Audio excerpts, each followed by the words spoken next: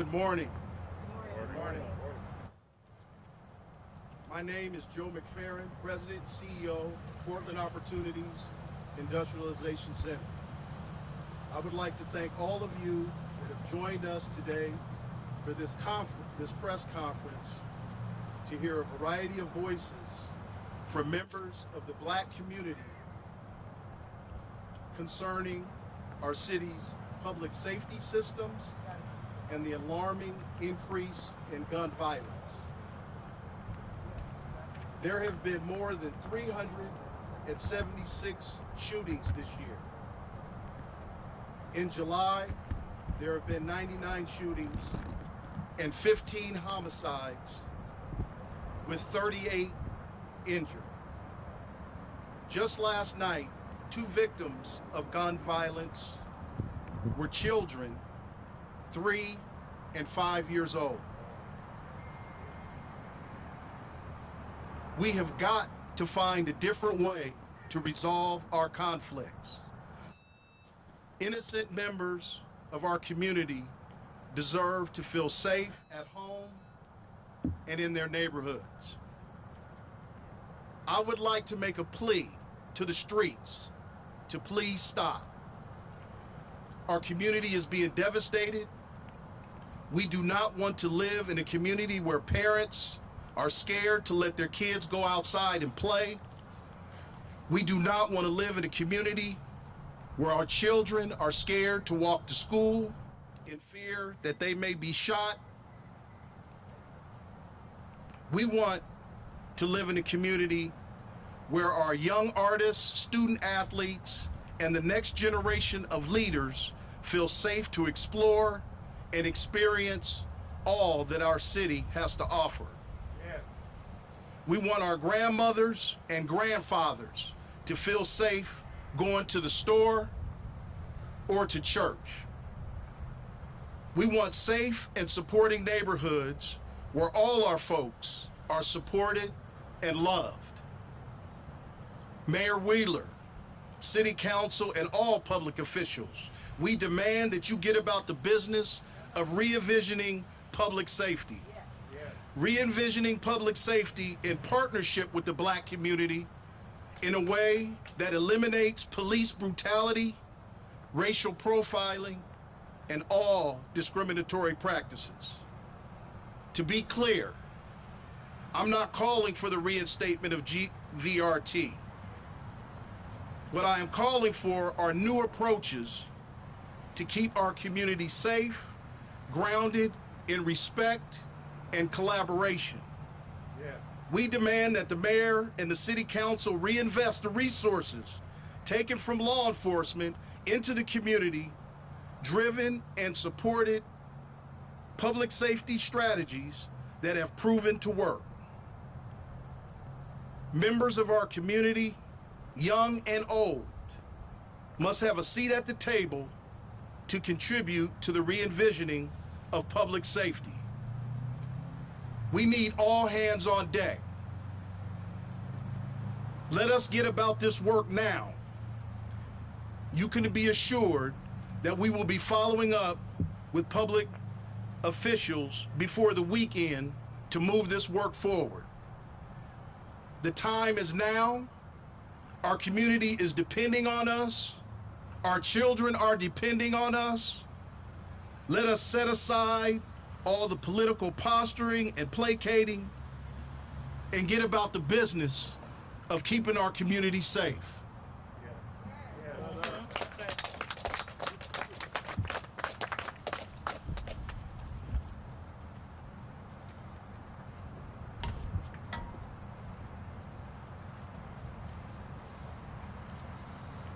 Good morning. Good morning. My name is Kevin Modica. I'm very pleased to be in attendance. I was asked to be in attendance by my community partners. And I want to tell you that I do not enjoy being here. This is not what we should be doing on a sunny, rainy, cold, windy, blowy, any kind of day, is to make a demand. But we are here to make a demand. we are now experiencing the direct result from the structural faults of policing. We see this as the extraction of safety, health, and wealth. We must reimagine public safety. We must do it now. The current public safety model of practice has involved multidisciplinary teams, a group effort, coalition of every enforcement entity possible. And that's been happening for over 25 years. Yet we still have loss of life. We still have young people acquiring guns. We still have young people killing one another. We still have families being destroyed. We still have a big question mark and a look back at our communities of color about what may be wrong with us. Well, I'm here to tell you that we know what is wrong, and it is not us. What is wrong is we have had a retreat. We have had an acquiescence. We have had, as described by many parents to their children, the boo-boo lip. We've had officials say, well, there's been defunding. Well, there's been protests. Well, my assets are down. My overtime money is out of sight. There is no cost you can put on a human life, and I say to you, I demand of you, City of Portland Police Commissioner Ted Wheeler, City of Portland Commissioners, the elected legislators of Multnomah County and Gresham, we demand of you to do your work. Yeah. Do your work. Specialty units are the cake, the ice cream, the pudding, and the cherry on top. Specialty units have been defunded previously, but you still have the people. You still have the talent. You must use the resources and the resilient relationships that you so much talk about and get to work now. Do your job. Do your job with the community. Do your job with the faith community. Do your job with the allies. And do your job with the young people who are suffering at a rate that can only be compared to a war. It has been stated that power concedes to nothing but a demand. It never did, and it never will. As such, the demand is now to put into action what has been promoted and promised to the community, that you have partnerships, that you have relationships, that you have abilities and talents. We demand that you use them, put them to work. And yes, there will be accountability. We will be watching. We will be working with you. We appreciate the efforts of the Oregon legislature to bridle the abuse and the history of law enforcement in the state of Oregon. But we also want you to know, officials, we want you to know you will be held accountable. We do not want a blanket thrown on our community. We desire and demand that you do the work that you say you know how to do. Don't just show up, stand up, take up the space. Bridge the gap, take up the space. We demand that the police commissioner face forward and become present to hear the community, to listen to our advisement, and to make good on the promise. We demand that the chief be empowered. Empower your chief. Be empowered to utilize the available talent and expertise that is present in the Portland Police Bureau to do this work. Do the work with direct service providers. Do the work with the faith community. Do the work with the mom and pops. Empower your community that you provide public safety to. A community that deserves public safety as efficient as anywhere else in the city of Portland. We demand that the efforts to interdict, disrupt, and interrupt this violence We demand that you are accountable to what it is that you do. What we are not demanding, as has been said earlier, we are not demanding a return of GVRT. It is known that even with the stories of goodwill and relationship, small unit culture breeds contempt. It breeds arrogance and an us versus them mentality. That is not what we want. But we want a return on our dollar. We want a return on our dollar. You defund it, you reprogram, put the money where the work will be done. And I say to you again, power concedes nothing but to a demand. It never has, it never will. And today is about demand. Thank you.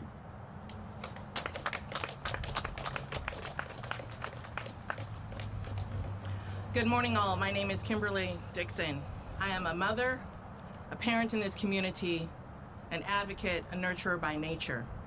I serve on the crisis response team, which is a volunteer group of folks, and we show up to homicides, to community violence. We're taking applications because, unfortunately, we need more. We need more people to show up. But let's talk about GVRT.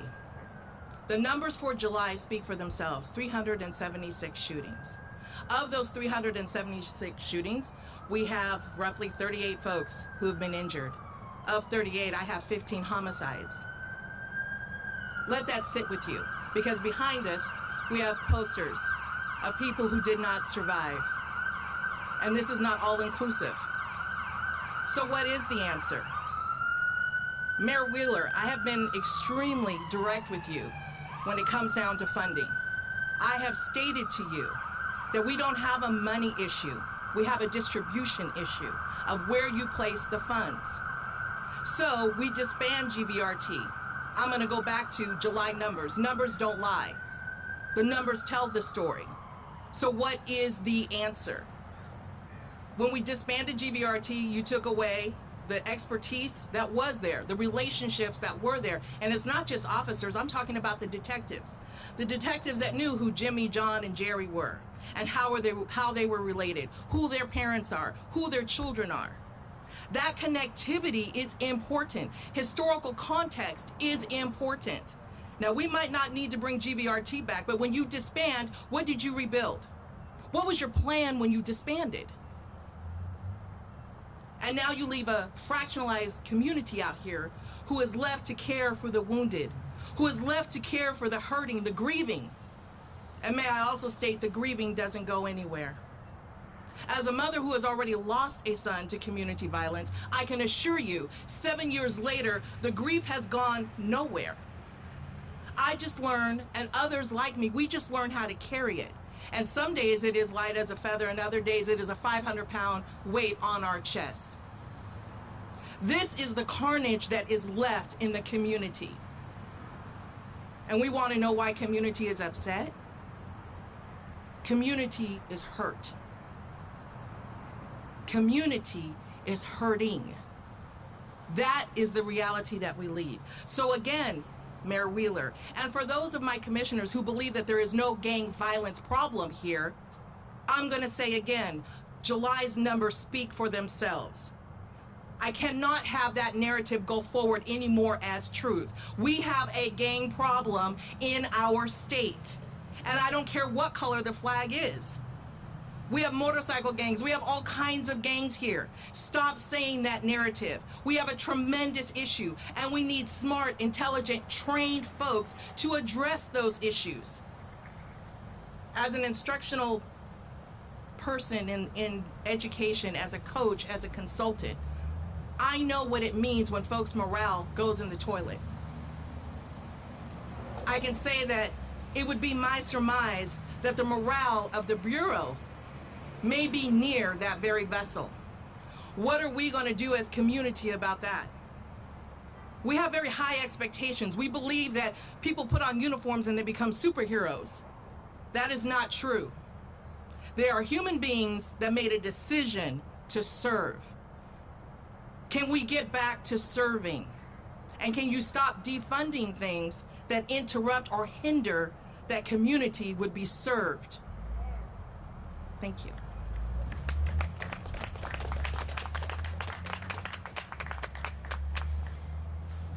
Hello, everyone. My name is Elmer Yarbrough. I'm born and raised here in Portland, Oregon. I lived here most of my 51 years. I am no stranger to violence. I've experienced violence from the time that I was a child till now. My first experience with violence was when my aunt was murdered in the late 70s. Found at Delta Park, shot multiple times and duct taped. The same people who killed her attempted to kill my mom. My mom went on a run for a while, leaving me to care for my sisters at a young age. My mother, as she lays to rest, my mother was shot in front of me and my sisters. Now we forward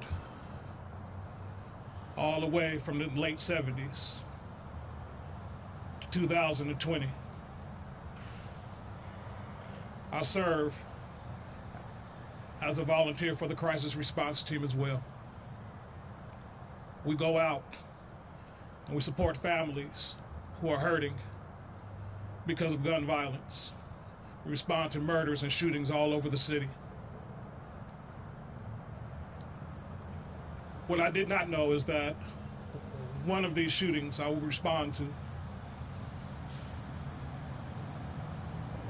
I would realize that it was my cousin who had gotten murdered. Fast forward 4 weeks later, have two nephews that were shot Southeast Portland on 158th and Division. One died on the scene, and one is paralyzed in the hospital now. This violence is more of a pandemic to me than the coronavirus. My sister, who lost her son, moved out of Portland 20 plus years ago because she feared her sons dying to violence here in Portland. My nephew came and was here for 3 days visiting his family. And he died in the very streets that my sister tried to remove him from. So now we go to Sacramento on Friday to give him a memorial service on Friday, and all we have left are urns with the ashes of my nephew. My sister, who lives here, struggling to deal with the fact that her child may never walk again. He's in good spirits. I was with him on yesterday. We have a problem in Portland. We've had a gang problem for many years. That gang problem has not subsided. It has only gotten worse. For those of you who say there is no gang problem, first of all, should never hold office. Should never make decisions that will be a detriment to these streets. Our babies are dying. They are dying. And it hurts. It hurts every single day. You look at these photos behind me. Many of these people I grew up with, friends with, and they are gone. Just a ghost. Can't drive down a city block without memorializing where a friend or a loved one died on these streets. Some streets I refuse to drive down. Whatever we have to do, we need to do it fast. Whatever decisions need to be made, we need to make. Whatever meetings need to be had, they need to be had. I'm so tired of hearing people say we have to have a conversation about. We need to do something, and we need to do it fast. because if we don't, we are going to lose more lives. And to get a call last night about 2 babies being shot, 2 babies whose lives will never be the same because they will always remember. What about those families? What about their responses? Think about their mindsets now that you shot my babies. It's going to only breed more anger, more violence, and more death. The city of roses that I so love, I still believe in. I still believe we can change. I think this is the best city in the world, but we have to do something because the roses are withering. We need to keep our babies alive by any means necessary, whatever it takes. Thank you.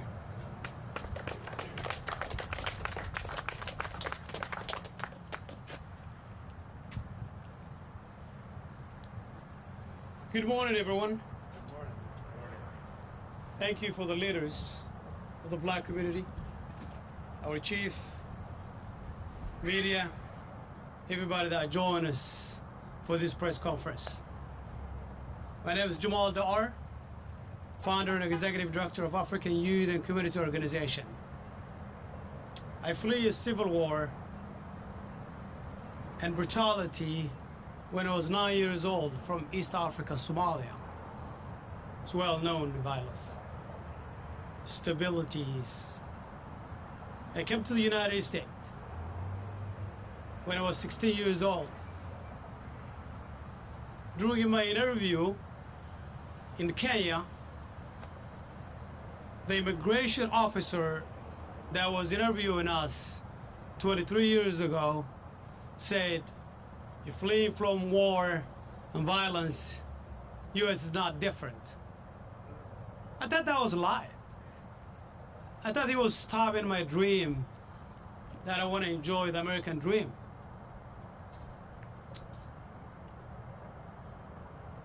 Coming to the United States, in California, I took the bus. There was a black man sitting right behind the driver. I passed, sit in the back. He followed me, and he said, "How come you didn't say hi?" I said, "I don't know you." 15 years later, I learned why that brother followed me, why he was sitting right behind the driver, not in the back seat. There's so much education that I inherit from my 20 years working Nike, of course, and working for this organization for the last 12 years. Our focus always been mentoring for the youth and being a father figure with so many desperate mothers in the black communities. But I have 2 messages today. One is my own community, black community. Wake up. NF is NF. Nobody will do the job for you. That is the one message for the black community. If you think the police, if you think the city council, and if you think Portland will do any good for you, that will never happen. If it haven't happened for 30, 40, 50, 60, 70 years, as you hear brothers who suffer, traumatize themselves as well, ain't gonna happen now. I'm sorry. Take the leadership in your own hand. Be in charge. Your issue in our community is our problem. So many mothers lost their loved ones. So many fathers lost their loved ones, acting like a parents. Let's face the reality. Let's set high accountability for the state of Oregon, city of Portland, the mayor, the chief who's behind me right now. Let's do that. Let's do this together. There's no I on a team.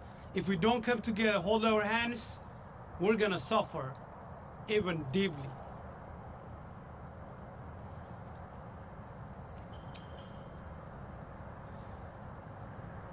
I heard a lot of resources. I heard a lot of information about shifting funding.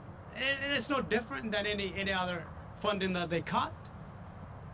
If the city council is sincere enough, they have to listen to the leaders in the black community. Black communities, youth suffer in many, many, many years. And this is purposely designed this way. If we don't come together and we take this issue to our own hands, no one else is going to do that for us. An African verb we call, if you want to go so quickly, go alone. If you want to go far, let's go together. Thank you for your time today.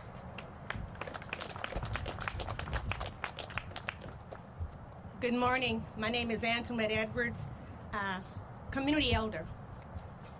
And first of all, I want to thank Vicki Gwynn and Simone Carter from Emmanuel Legacy for putting this together like overnight.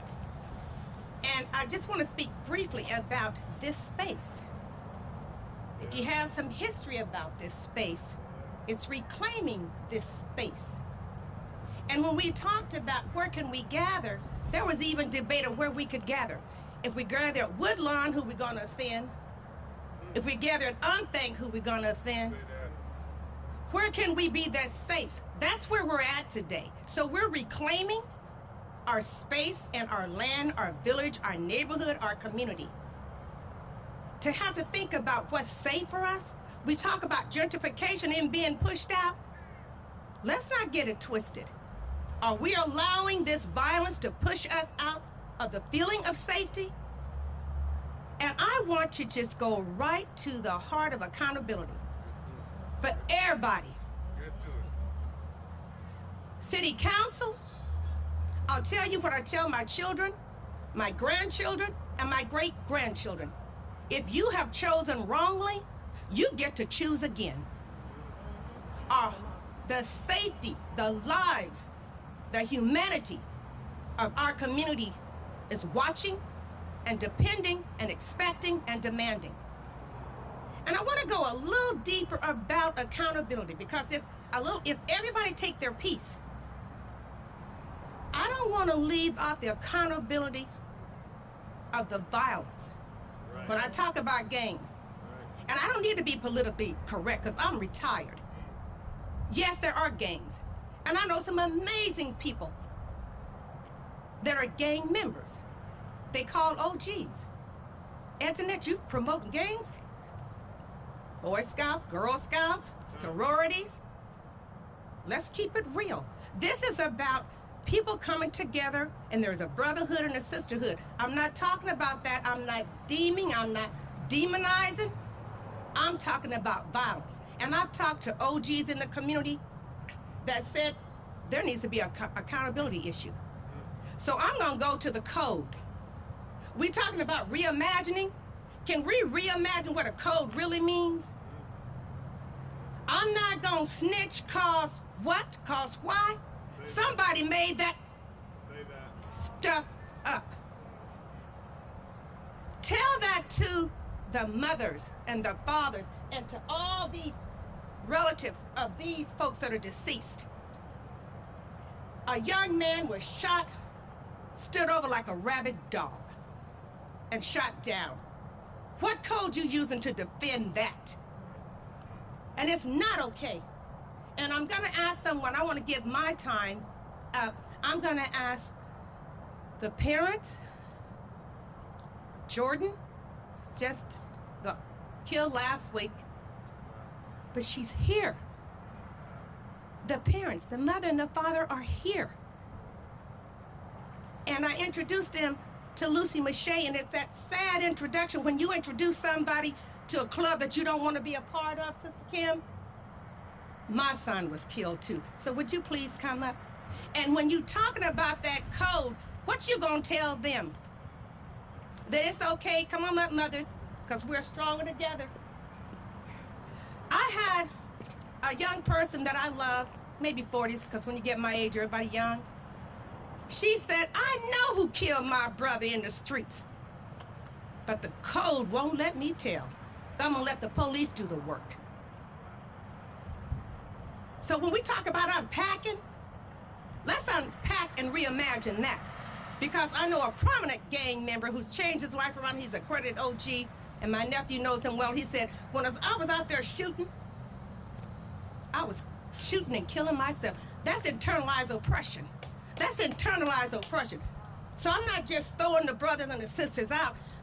They need healing too, because that's trauma. Just imagine when you know, and you know, that all these other folks know that you killed somebody, you walking around with trauma and pain. That's a timeout. And I don't want nobody to come up and interviewing me about disparity. I know about New Jim Crow. I know about segregation. I was raised in the South where I couldn't drink at the fountain. I couldn't go to the movies. I know about that. I'm not talking about that. Sonia, come on up. She lost. Her daughter lost. The father of her son and the father of her unborn son. So when we're talking about the code, you look these parents, you look these folks in the face and say, I ain't gonna tell cause why? We gotta change that. If we asking the politicians, don't leave the community out. I've talked to OGs, they're with us in accountability. Thank you. An OG that I love and respect, Brother Chu. We can't leave them out of the mix, and what are you protecting? Some mothers, denial, don't even know you are lying. You know about your child. That backpack, that gun. I'm not shaming or blaming, but this could save their lives, that time out for redemption. As what D.A. Schmidt talks about, restorative justice. A young brother went in, killed somebody, come out. I created this. What can I do to change it? That's what we need from the streets. So that little code, we gotta smash that. We gotta kill that. And one more thing about when we're reimagining, I'm gonna tell you about the relationships that I've had with officers. And what they will say to me that they won't say to anybody else. Because they don't wanna be seen as this or that.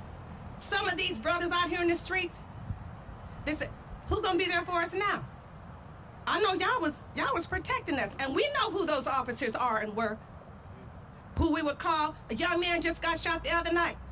He demanded that somebody find an officer that he could talk to. So when you're throwing the baby out with the bathwater, think about what you're doing. And my hope, my prayer, is that our hearts will reunite and to come to a fruitful change for everyone. So I'm gonna ask you, Mary, if you could come up and just speak, because you show Jordan. So when we're talking about the code, what you're really saying here? I didn't even know if I was going to be able to talk today. This is my baby, Jordan Lee Lewis Kepler. And I really just feel like in my heart, I just have a message to the babies that killed my baby. I just want to know what happened to you. What traumas did you have to endure to be able to brutally murder my child in broad daylight in front of tons of witnesses? What happened to you? And to the mothers of the babies that killed my baby, to the mothers of the babies that killed my baby, you know, because we all know. We know.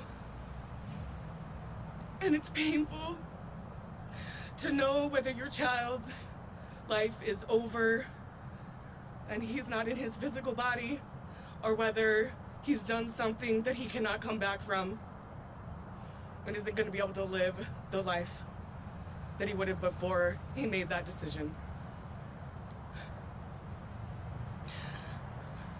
And I hope that any mother is able to have that moment where they get to see their son make a different choice.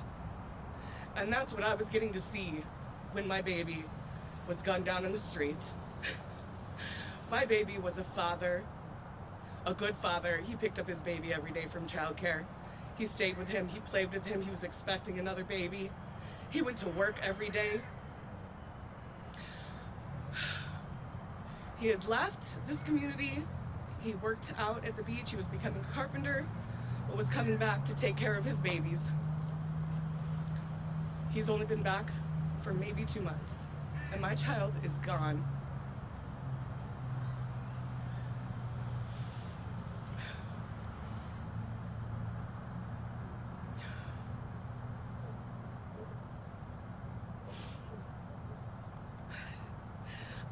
What I want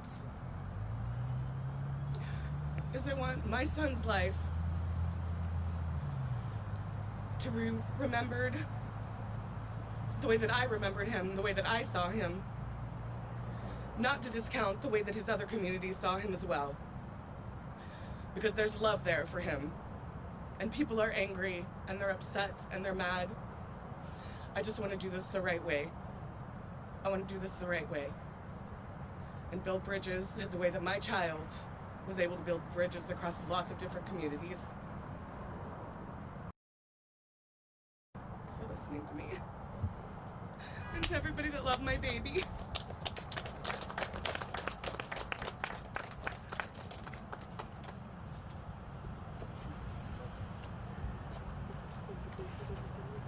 Hi, my name is Lucy Mache, and my son's name is Leonard James Irving Jr.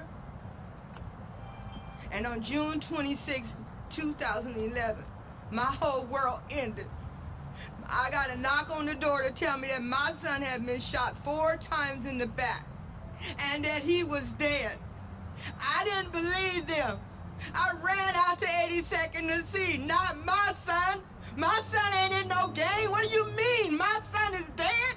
What are you talking about? It was my son.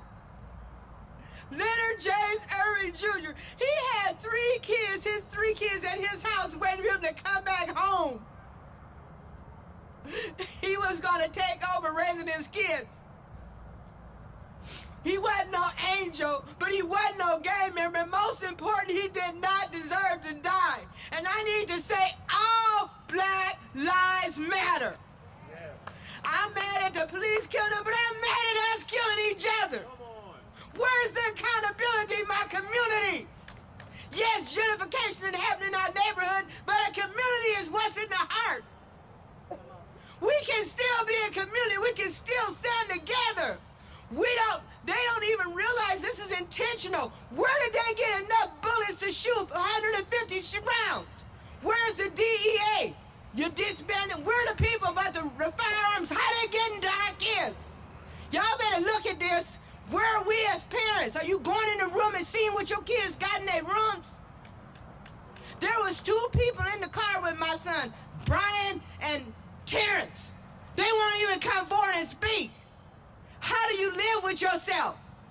How do we live with ourselves as a community? Everybody in Portland know who killed my son. I was told right after he did it, he said I made a mistake. He was a good guy.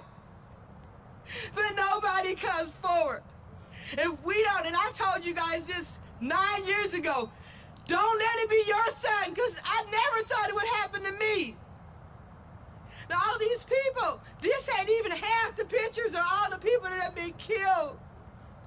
15 people in July.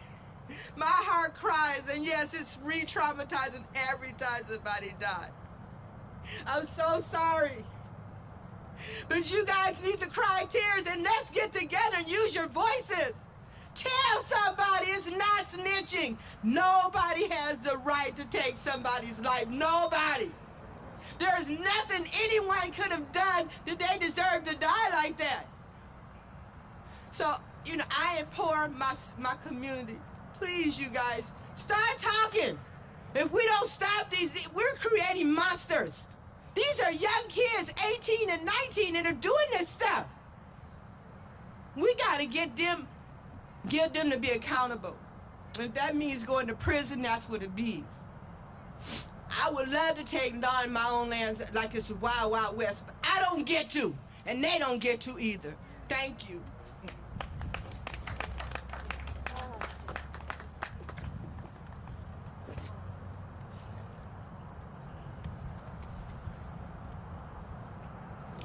That's difficult to follow, but that gives us a look at what's at stake.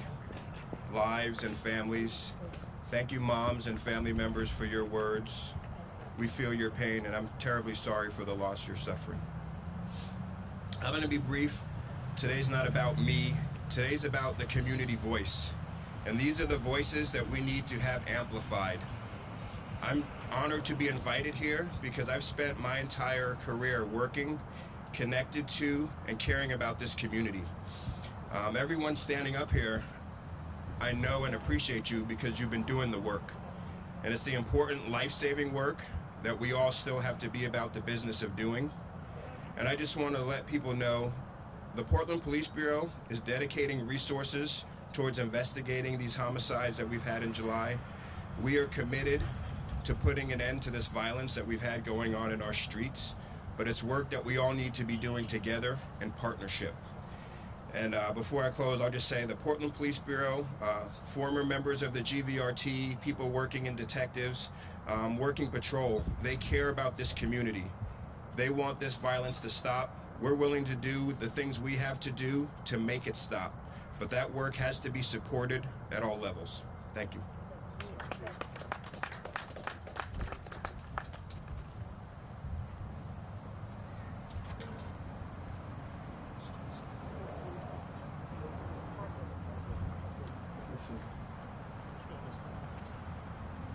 Good afternoon, everyone. Bishop C.T. Wells, Senior Pastor, Second Generation Emmanuel Church.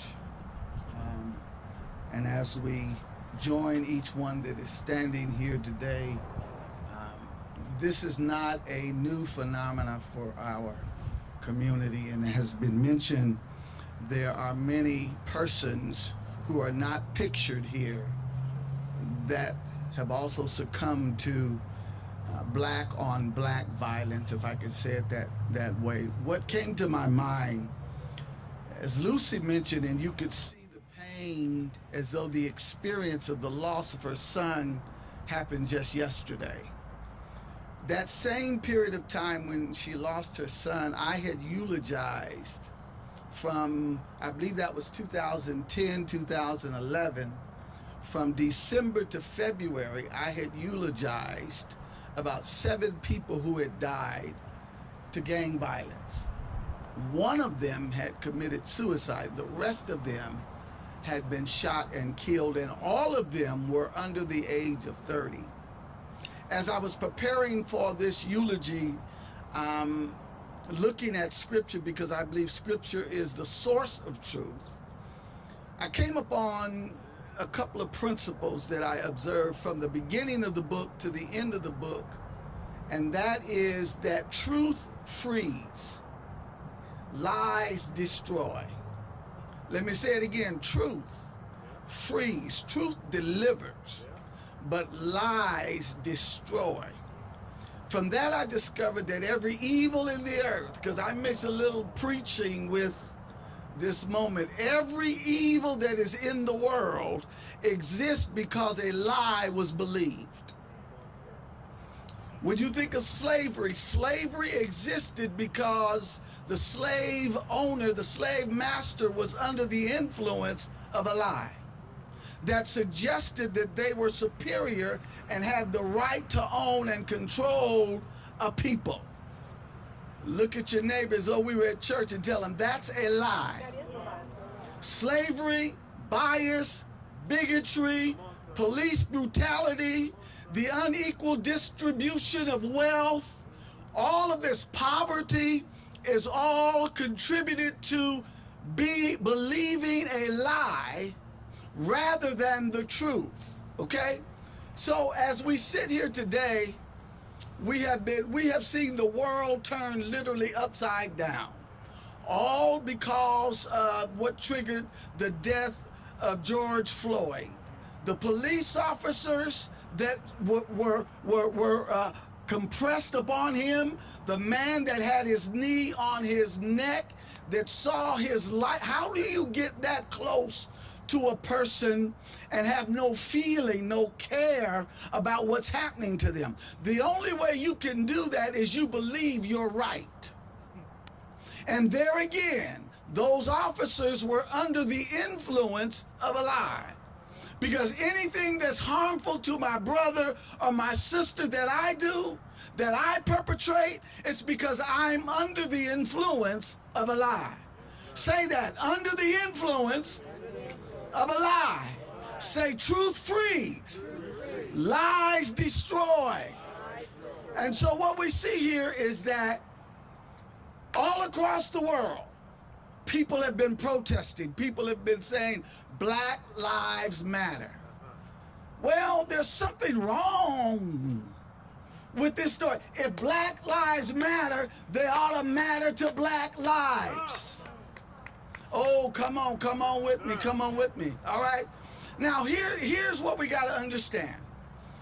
The pathology, the cruelty, the abuse that we see is a product of what we have experienced going back some 400 years.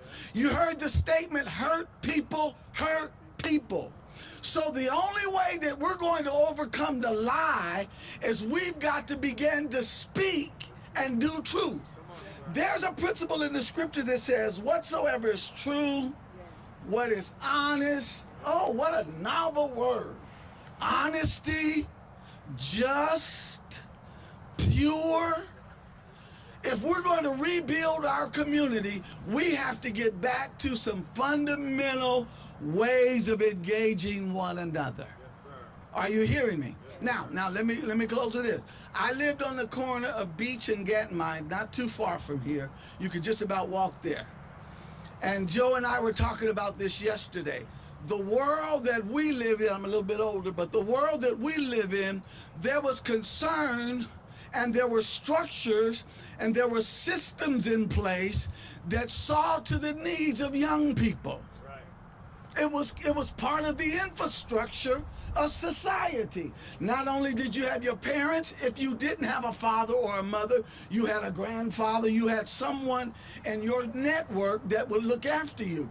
But you also had a society. There were many programs that we have long defunded that contribute to the vitality and to the health of our children. Thank God for the work that Joe is doing. Thank God for what Tony is doing with SCI and all of the programs that help our children. We wonder what's going on. It's not enough to say don't kill. It's not enough to say stop it. We've got to give them an alternative. We may not know all the answers, but we certainly can ask the right question. And the question starts with, where did it stop? Then what happens when the guns go off? We want to gear up and then try to create programs. And then the moment trouble comes, now we're ready to get up in arms and do something. But when it quiets down, then we defund those programs. Let me end with this. In that moment, about 10 years ago, those deaths I was called to a mother's home. Rob Richardson, some of you all remember Rob. Rob and I go, we sit down, and this had such an indelible impression on me. We sit down, we're talking to the mother, and we're making preparations for the burying of her son. There were many that did not want to do this funeral. In fact, pastors, we all got together, said if this keeps going on, they're going to have to do it at the gravesite. We're not allowing this human carnage to exist in our church. My dad taught me, said, you don't run from anything and you don't run to anything, but if it comes your way, you deal with it. So I go to this home, sitting there, the mother is there with her children. There is an aunt to the young man that has died that is sitting there. So we're talking, we're making plans, we're saying this is how we're going to do this. You know, we want to make sure that there's order maintained. We appreciate the officers that were part of that and our crisis response team and everybody that was a part of it. We get ready to leave, and the name of the person who did the shooting comes up. And the aunt reacts because that is her nephew. Both in the same family. And so what we're saying today is that not only do we want the violence to stop, And we might as well say it. We've got to do something. We want the violence to stop, but we want to re-envision and reimagine what it means for us as a community to work together. It can happen, and I pray it starts today with this team and you that are here today. Thank you.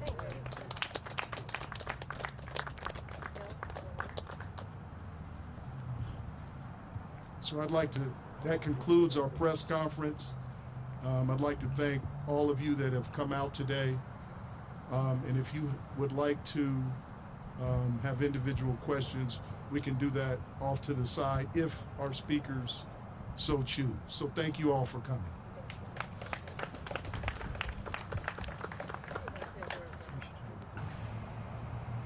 So this gun violence, it has to stop. I'm afraid for my son. I'm afraid for my 2 grandkids, 2 years old and 6 years old. This is not politics, folks. When I look at Lucy Mae Boucher, her mom lived next door to my aunt for over 45 years. And to sit here and listen to her again talk about her son that was killed 10 years ago, it still is so very raw. So what I can guarantee you is we are going to reimagine, we are going to reallocate, and we're going to resource programs that serve our community. You got that commitment from me. Thank you.